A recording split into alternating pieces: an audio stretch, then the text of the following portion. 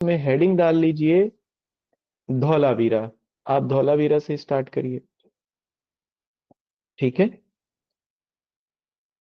देखो, धौलावीरा गुजरात के कच्छ जिले में है। कच्छ जिले में वहां पर एक तालुका है भचाऊ भुज। बहुत पहले भूकंप आया था वहां पे 2004 वगैरह में, शायद 2002 में। तो ये कच्छ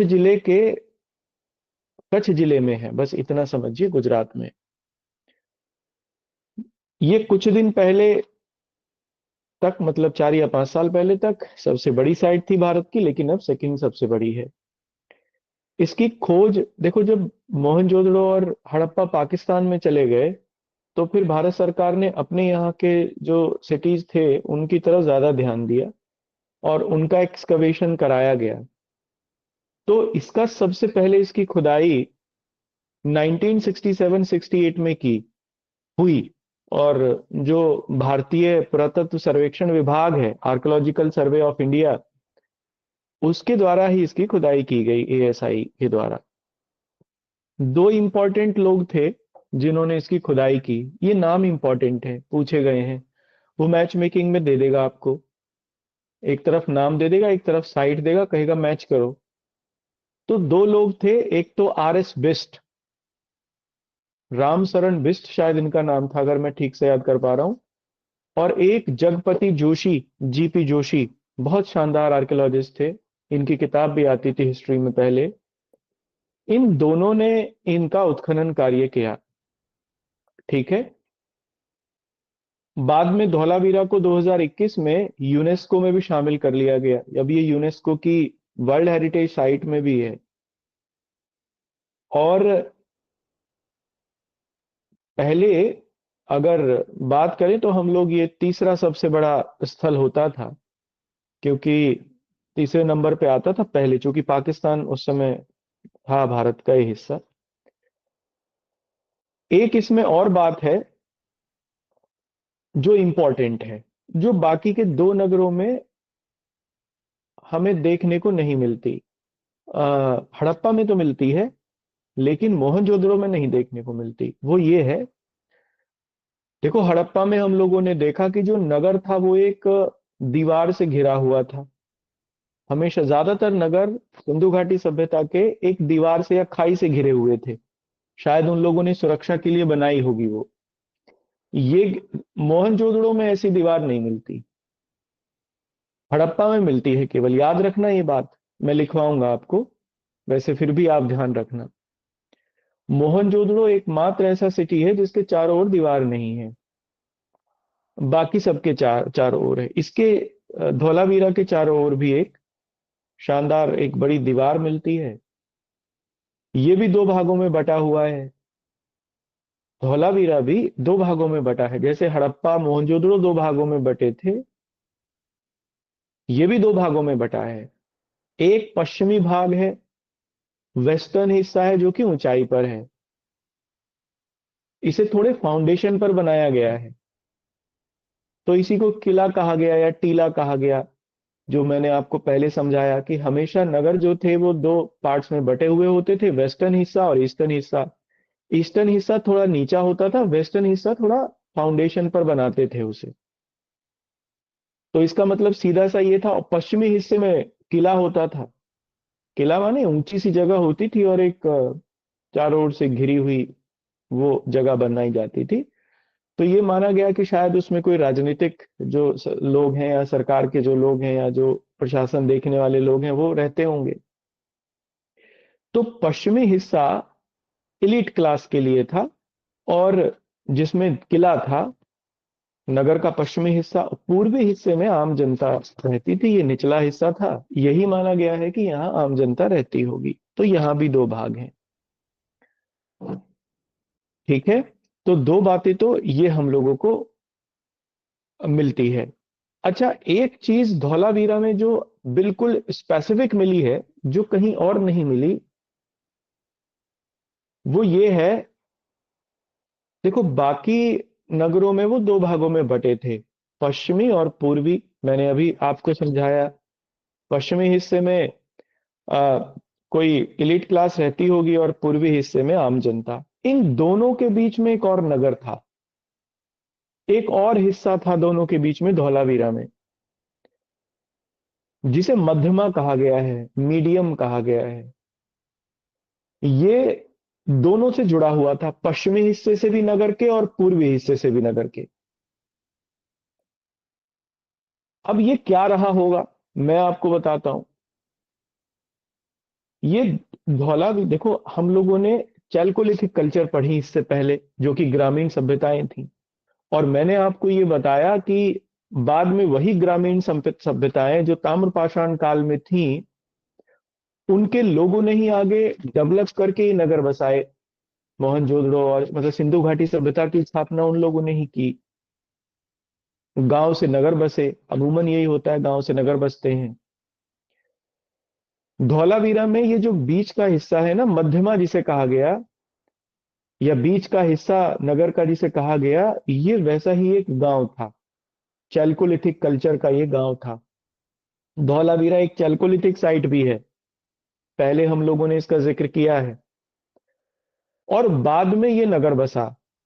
तो जब नगर बसा तो वो दो भागों में बस गया, उस बीच वाले गांव के पश्चिमी हिस्सा और बीच वाले गांव का पूर्वी हिस्सा। तो वो जो बीच वाला गांव था वो जॉइंट पे आ गया दोनों के। इसको मध्यमा कहा गया या मध्य नगर कहा गया। तो एक तो धौलावीरा से हम लोगों को मध्य नगर के साक्ष्य मिलते हैं। बात समझ में आ गई ये? इतनी सी बात है, और कुछ इसमें खास बात नहीं है। कि धौलावीरा में एक मिडल सिटी भी देखने को मिलती है। वो मिडल सिटी क्या है ये मैंने आपको समझा दिया। मिडल सिटी कोई पुराना गांव होगा जो चैल्कोलिथिक कल्चर के समय था, ताम्रपाषाण काल के समय था, और बाद में ये जब नगर के रूप में बसा, तो इस गांव के पश्चिम में एक टीला बन गया, मतलब दुर्ग बन गया, फोर्ट टाइप का बन गया, और पूरब में सामान्य लोगों ने अपने घर बनाए। तो that was the basic structure of Dholavira. ठीक है, एक बात। दूसरी चीज ये है, धौलावीरा एकमात्र साइट है जिसमें व्हाइट मार्बल का यूज हुआ। एकमात्र साइट। इंडस वैली सिविलाइजेशन में अगर सफेद पत्थर के उपयोग के साक्ष्य कहीं मिलते हैं तो दैट इज इन धौलावीरा। इसीलिए इसका नाम धौलीवीरा कहा गया या धौलावीरा कहा गया, क्योंकि यहाँ देखो गुजरात में है, अरावलीज के आसपास, अरावली इनके आसपास होंगी, वहां से पत्थर अवेलेबल हुआ होगा वाइट। तो श्वेत पत्थर का उपयोग यहां हुआ। एक बात ये भी है इसमें, एक डिजाइन साइन बोर्ड मिला है यहां पर। धौलावीरा से एक साइन बोर्ड मिला है, जो कि पत्थर का ही बना हुआ है। ये पूछा गया है एग्जाम में, मोस्ट इंपॉर्टेंट है। कारण इसका क्या है, इस साइन बोर्ड पर इंडस वैली सिविलाइजेशन की लिपि है। इंडस वैली सिविलाइजेशन के जो अक्षर हैं वो इस साइन बोर्ड पर लिखे हुए हैं, कुछ लिखा हुआ है इस पर। काफी बड़ा है ये, 17 अक्षर हैं इस पर लिखे हुए, 17। तो यहां से हमें जानकारी मिलती है कि इंडस वैली सिविलाइजेशन की कोई लिपि भी होगी, उनकी कोई स्क्रिप्ट भी होगी। ठीक है। और एक और यहां से धौलावीरा से कुछ गोल गोल संरचनाएं मिली हैं। एक घर में गोल गोल संरचनाएं मिली हैं, जैसे जंतर मंतर पे आपने देखा होगा। जंतर मंतर अगर कभी देखा हो तो वैसा ही। तो विद्वानों का मानना है कि ये खगोलीय पर्यवेक्षणशाला थी। मतलब एक कोई एस्ट्रोलॉजिकल या एस्ट्रोफिजिसिस्ट का कोई ये सेंटर था जहां पर लोग सितारों का अध्ययन वगैरह करते होंगे, या समय का अध्ययन करते होंगे, समय को मापते होंगे, मेजर करते होंगे। तो एस्ट्रोलॉजिकल रिसर्च सेंटर मिलता है यहाँ पर, खगोलीय पर्यवेक्षणशाला कहते हैं इसे, और कहीं नहीं मिली है।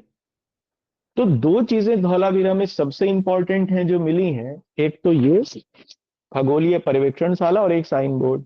ये साइन बोर्ड पूछा गया एग्जाम में, आ सकता है, इंपॉर्टेंट है। ठीक है, समझो। अब देखो ये आया होगा कहां से।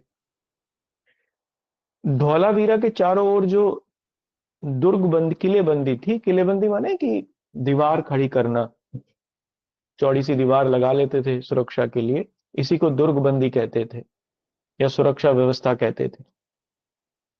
इसके चारों ओर जो ये दुर्गबंदी मिली है, ये लगभग 1,000 साल पुरानी है। इसका मतलब ये है कि धौलावीरा सबसे पुराने नगरों में से एक, पुराने जगहों में से एक होगा हड़प्पन सिटी की। पुरानी जगहें माने ताम्रपाषाण कालीन जगहें, इसका मतलब धौलावीरा में ताम्रपाषाण कालीन कल्चर होगी पहले, तो ये मध्यमा नगर उसी से संबंधित है। तो आप लिखना इसमें अगले, नेक्स्ट लिखना अगले पॉइंट से। देखो दो चीजें यहां सबसे इंपॉर्टेंट मिली, एक साइन बोर्ड और एक ऑब्जर्वेटरी, खगोलीय पर्यवेक्षणशाला हिंदी में कहते हैं। और साइन बोर्ड ये इसलिए इंपॉर्टेंट है, ये पूछा गया है बहुत बार एग्जाम में, याद रखना। इसलिए ये इंपॉर्टेंट है, इसलिए पूछा गया है क्योंकि सबसे ज्यादा अक्षर मिले हैं इसके ऊपर। इंडस वैली सिविलाइजेशन के स्क्रिप्ट के सबसे ज्यादा अक्षर मिले हैं, लेकिन पढ़ने में कोई नहीं आ पाया, मतलब नहीं निकाल पाए। कारण उसका यह है, ये पिक्टोग्राफिक है, चित्रात्मक लिपि है, इसमें ध्वनि का उपयोग नहीं हो रहा है शब्दों को समझने में, बल्कि कुछ चित्र हैं जिनका अपना कुछ मतलब होगा, सांकेतिक चित्र हैं, उसको समझना थोड़ा मुश्किल है। चलिए, संकेतों को समझना आसान होता है या आवाज को, ध्वनि को?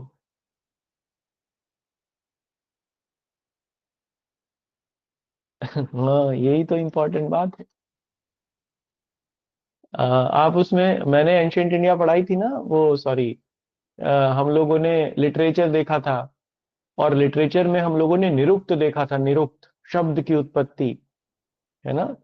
निरुक्त की आ, आ, निरुक्त के वो पिंगल ऋषि थे जिन्होंने निरुक्त को लिखा, है ना, षडदर्शन में।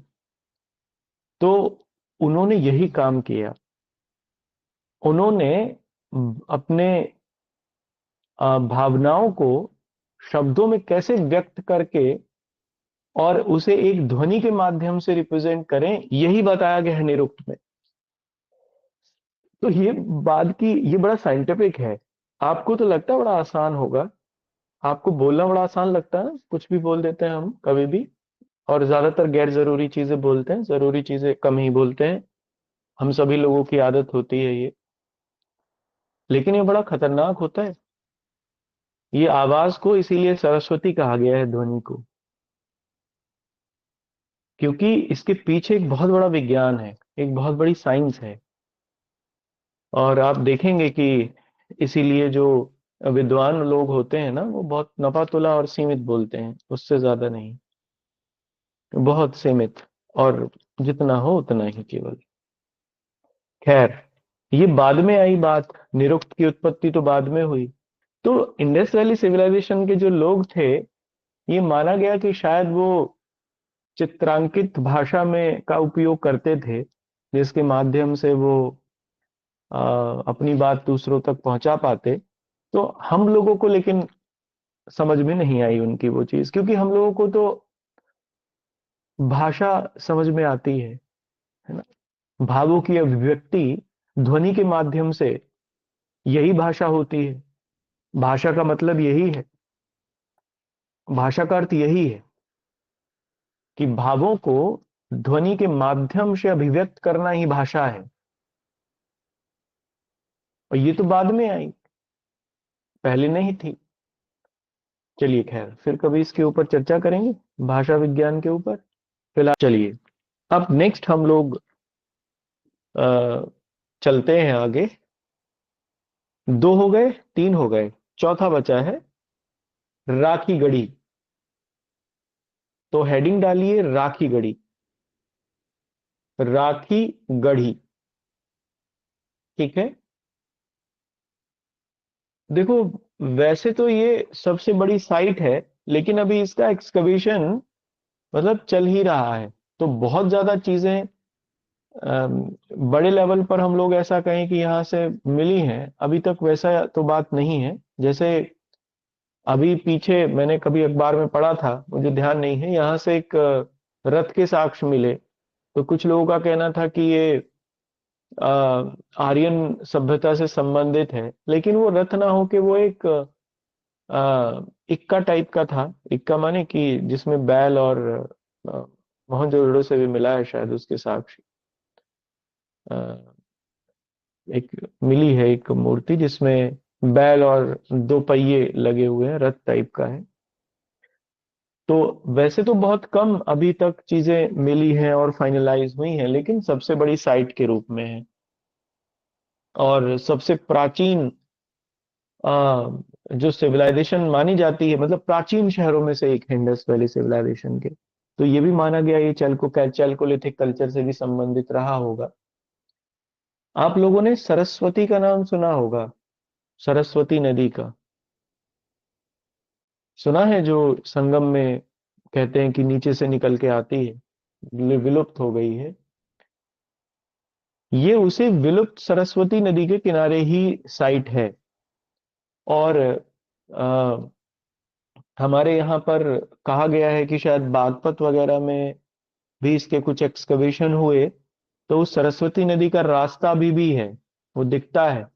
मैंने बताया था ना पहले, नदियां अपना रास्ता बदल भी लेती हैं, बदल जाती हैं, इवन नीचे नीचे बहने भी लगती हैं। तो यही है कि सरस्वती बहुत नीचे नीचे उसका पानी बहता है, बहुत सीमित लेवल पर। ये अलग बात है। खैर चलिए, लेकिन ये उसी नदी के किनारे भी है। आ, कुछ अगर वहां से मिले हैं तो तांबे के उपकरण कुछ मिले हैं जो मैंने आपको बताए। तो इसलिए ये माना गया कि वो चैल्कोलिथिक साइट भी होगी। यहाँ से तांबे के उपकरण भी मिले हैं। और हड़प्पा लिपि की कुछ मुद्राएं मिली हैं, कुछ सील मिली हैं। मतलब हड़प्पा स्क्रिप्ट उनके ऊपर लिखी है, वो सील है। शायद सामानों पे लगाई जाती होगी, या जो भी लोग यूज करते होंगे उसका। तो अभी कालीबंगन और करते हैं ये, और भी ये, हाँ सही बात है, ये भी है। और कालीबंगन इसलिए भी है इंपॉर्टेंट सिटीज के रूप में, क्योंकि इसे कुछ विद्वानों ने इंडस वैली सिविलाइजेशन की थर्ड कैपिटल माना है। इंडस वैली सिविलाइजेशन में की दो राजधानियां मानी गई, हड़प्पा और मोहनजोदड़ो, दो इंपॉर्टेंट थी। कालीबंगन तीसरी और मानी गई है, तो ये भी इंपॉर्टेंट है। तो आप हेडिंग लिखना कालीबंगा या कालीबंगन, KALIBANGAN, कालीबंगन। ठीक है, ये एक इंपॉर्टेंट सिटी है। इसके आगे डैश करके लिखना सिंधु घाटी सभ्यता की तीसरी राजधानी, सिंधु घाटी सभ्यता की तीसरी राजधानी, third capital, third capital of Indus valley civilisation. ठीक है। देखो, काली बंगन का मतलब है काली चूड़ियां, बंगा का मतलब है चूड़ी, काली माने तो काली है, तो काली बंगा माने काले रंग की चूड़ियां।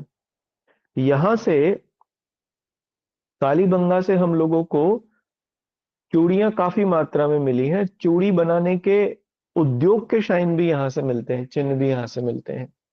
यहाँ से पता चलता है कि चूड़ियां बनाने और जो महिलाएं होंगी उनके प्रसाधन का जो काम है वो खूब बड़े लेवल पर होता होगा, कॉस्मेटिक्स वगैरह बनाने का काम। क्योंकि शायद सिंदूर विंदूर भी कुछ मिला है यहाँ से, और सिंदूर की वो डिब्बी भी मिली है जिसमें रखते होंगे। तो आप लिख लीजिए, इसमें सबसे पहला तो इसका मतलब ही लिख लीजिए। अच्छा, राजस्थान में है, ये गंगानगर जिले में है। शायद इस समय तो हनुमानगढ़ में आ गया है वो, क्योंकि अभी शायद चेंज हुआ है कुछ वैसे, लेकिन पहले गंगानगर जिले में था। तो लोकेशन तो इसकी ये है। तो फिलहाल तो पहले देखो, एक नदी है घग्गर, अभी भी बहती है वहां पे। राजस्थान की कुछ नदियां ऐसी हैं जो समुद्र में नहीं गिरती हैं, राजस्थान में ही ऐसी नदियां मिलती हैं। ज्योग्राफी में हमने पहले पढ़ा भी है। इसको कहते हैं इनलैंड वाटर सिस्टम, या इनलैंड वाटर एंडिंग वो बनाती हैं, यानी बीच में ही समाप्त हो जाती हैं। समुद्र में नहीं गिरती हैं। इनमें से एक घग्गर भी है। एक तो लूनी है, एक घग्गर है। ये आई है एग्जाम में, इसलिए चर्चा कर रहा हूं यहाँ पे ज्योग्राफी में। लूनी एक तो नहीं गिरती है, रेगिस्तान में ही समाप्त हो जाती है, कच्छ के रण वगैरह में शायद। और दूसरी ये घग्गर भी समाप्त हो जाती है रास्ते में ही। लेकिन कालीबंगा जब रहा होगा यहाँ पे, तब ये पूरी बड़ी नदी के रूप में बहती होगी, क्योंकि इसी के किनारे ये एक बड़े सिटी के रूप में विकसित हुआ। अगर मान लो नदी बड़ी ना बहती होगी, तो फिर ये काय को डेवलप हो रहा था, वहां पे पानी कहाँ से आता पीने का।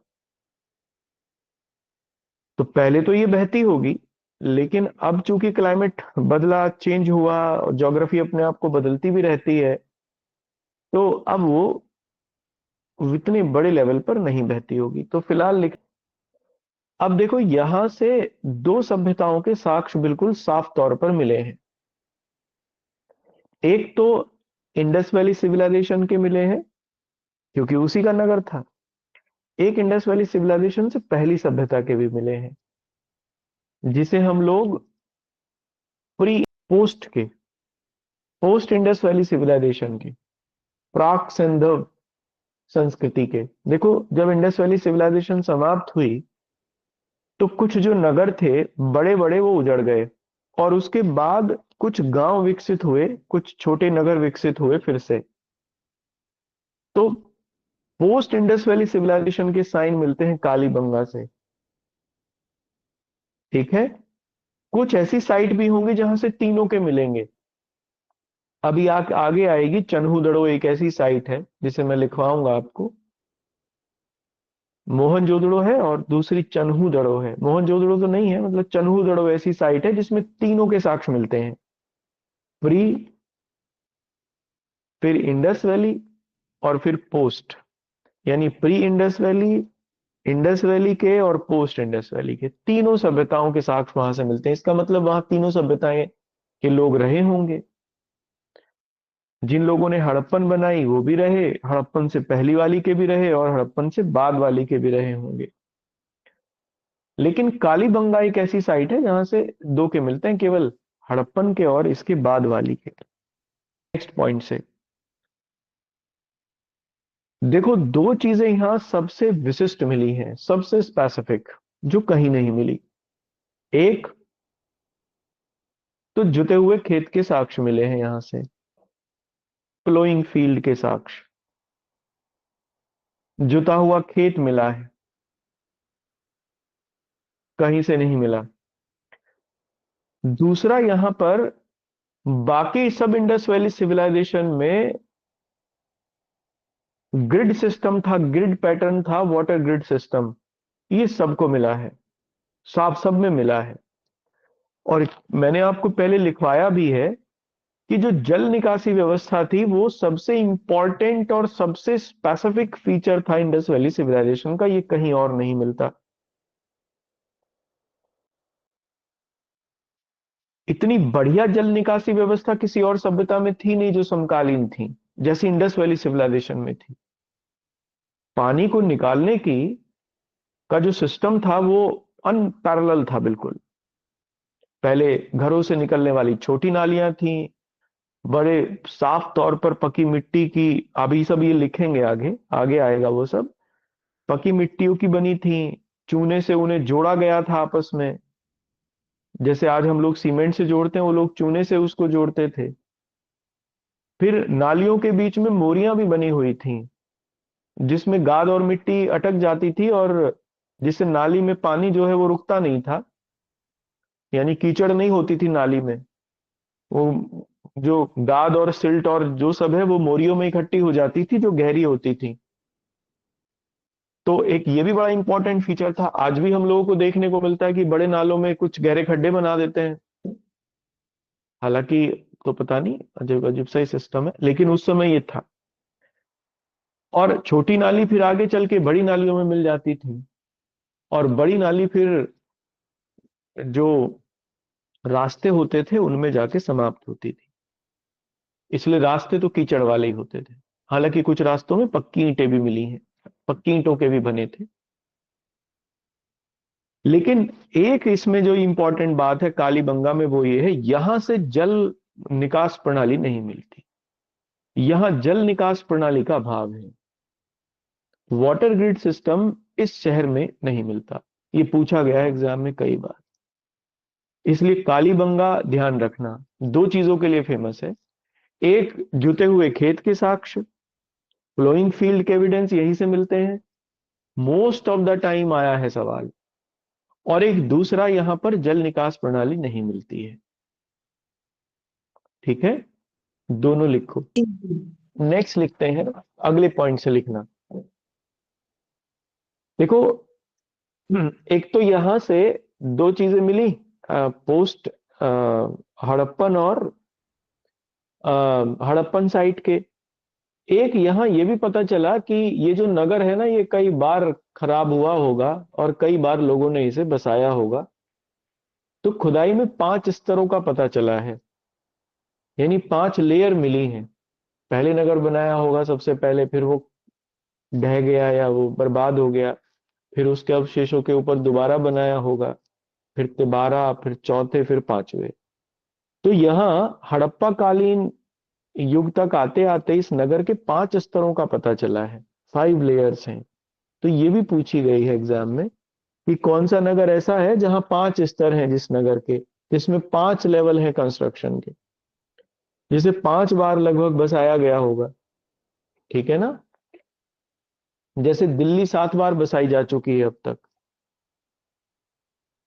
पुराने समय से लेके। और इसलिए दिल्ली को दिल्ली नहीं, 7 दिल्ली भी कहते हैं, 7 दिल्लीज कहते हैं। तो यहाँ पे 5 बार इसे बसाया गया था। तो आप